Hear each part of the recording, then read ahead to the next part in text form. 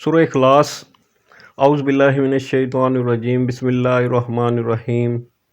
قل هو اللہ احد۔ ترجمہ: آپ کہہ دیجئے کہ وہ اللہ ایک ہے۔ کل آپ کہہ دیجئے۔ کل کا معنی ہوتا ہے کہو، فعل امر ہے سے، کہو، آپ کہہ دیجئے، آپ فرما دیجئے۔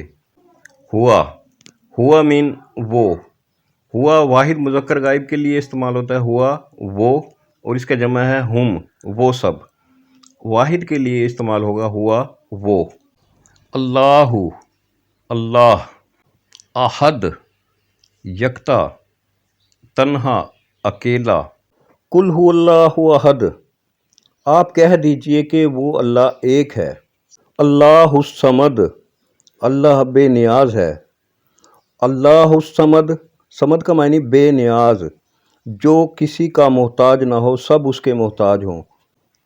لم یلد، نہ اس سے کوئی پیدا ہوا۔ لم نفی کے لیے ہے، لم کا معنی ہے نہ، نہیں، نہ ہی اس سے کوئی پیدا ہوا، یعنی اس کی کوئی اولاد نہیں۔ ولم یولد، اور نہ وہ کسی سے پیدا ہوا۔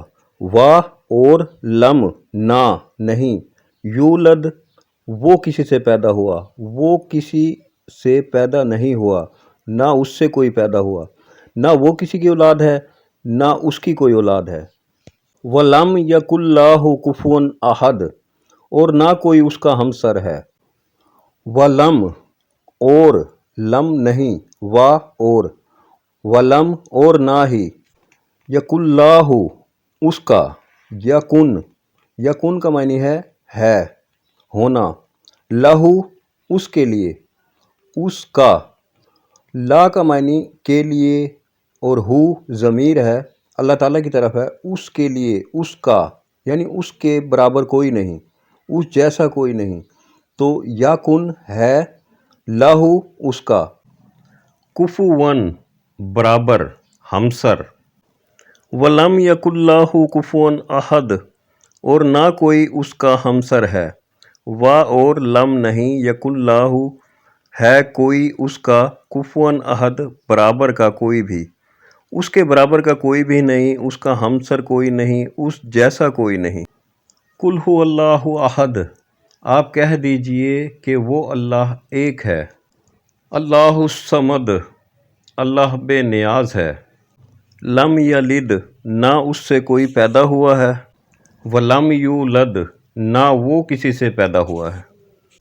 وَلَمْ يَكُنْ لَهُ كُفُوًا أَحَدٌ، اور نہ کوئی اس کا ہمسر ہے۔ سورہ اخلاص توحید پر جامع ترین سورت ہے۔ اس میں اللہ تعالیٰ کی توحید بیان کی گئی ہے کہ اللہ تعالیٰ ایسی ہستی ہے کہ اس جیسا کوئی نہیں، نہ اس کی کوئی اولاد ہے، نہ وہ کسی کی اولاد ہے، اور وہ ایسا صمد ہے، ایسا بے نیاز ہے کہ وہ کسی کا محتاج نہیں، سب اس کے محتاج ہیں۔